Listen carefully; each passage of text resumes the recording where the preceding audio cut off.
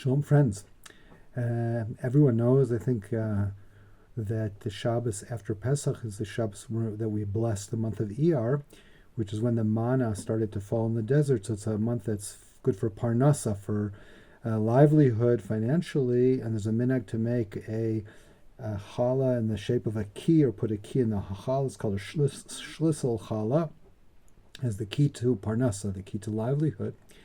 But the Shabbat after Pesach is also known in Yiddish as another name that's considered brought in Chalas. That's brought in Hasidut, and it's called Shabbos Gale Matzos, the Shabbos of the yellow matzahs, or some interpretations might say green matzahs.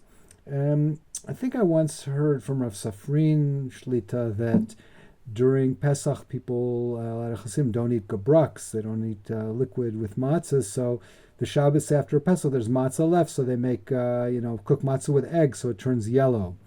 But in any event, why am I telling you all this? So the Piaseczner Rebbe, unfortunately, we don't have any drashot from him for Parshat Shmini, neither in Derech HaMelech nor in Eish Kodesh, so I thought I would look in his book of his father, in Imrei Melech or Divrei Elimelech, and find something to share for a change. So in Imrei Elimelech, his father talks about this minhag of calling this Shabbos Shabbos Gale Matzah. So first I'll tell you before that, I'll tell you what it says in Rebbe Elimelech Eger says in Torah's Emes, that it's called Gale Matzahs because that implies Gilui Matzot. It means the revelation of the Matzot, meaning that the service that we did for Hashem during Pesach with our Matzot, now it's revealed afterwards, starting on the next Shabbat, how we eat in holiness and various other aspects of how the matzah that affected us now becomes actualized, so to speak, of what we did on the Pesach. So Rebbe Elimelech Eger takes the Gale matzahs in Yiddish and he transforms it into Hebrew to Gilui matzahs, the revelation of the matzahs. The Piaseczner's father, Rebbe Elimelech of Grodsisk, who was a very, very great Rebbe, very major Rebbe, died when the Piaseczner was only 3 years old. So even though the Piaseczner didn't really know him, but he had a great influence on him, and largely through his books, as I said, Divrei Elimelech and Imrei Elimelech.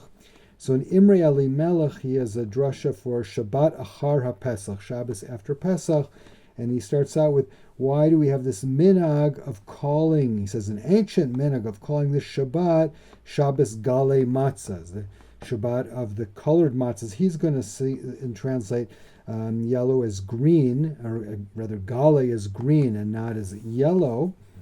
And he basically says, and he based himself largely on his grandfather, the Kuznetzer Maggid, in a couple of places. And he says that we know that the colors also signify some of the holy sfirot. This is discussed by the Rav Moshe Cordovero and other earlier Kabbalists. So he says green represents Tiferet, the sphere of Tiferet, of the balance between Chesed and Gvura. He says matzah itself has no color, meaning matzah is completely devoid of anything extra. It's just water and flour. It has nothing in it. It doesn't take on any kind of color. He says it's kind of like the supernal whiteness, which has in it nothingness. It's like the ultimate ayin. That's what matzah is. It's total bitul. It has no character other than purity.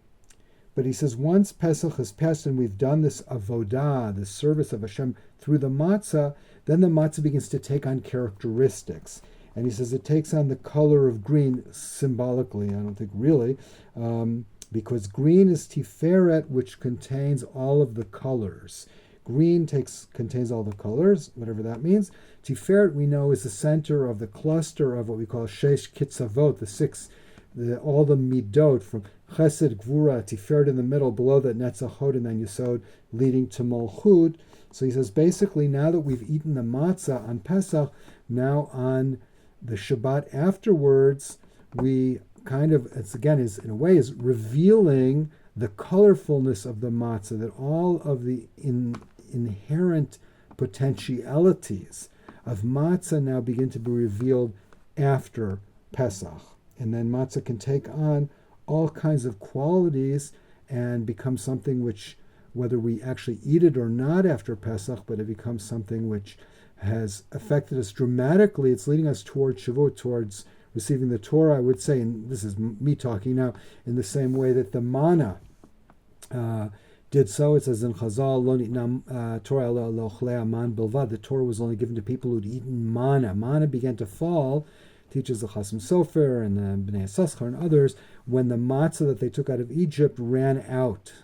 One of them says it was Pesach Sheni, one of them says it was Lag BaOmer. We don't have to get into all those details now, but basically the matzah has prepared us for our journey of Sfirat HaOmer as we move towards receiving the Torah, and part of that revelation is the colorful nature of the matzah, which is revealed beginning on this Shabbos after Pesach. So Shabbat Shalom, and may we continue on our journey towards receiving the Torah. Kol Tuv.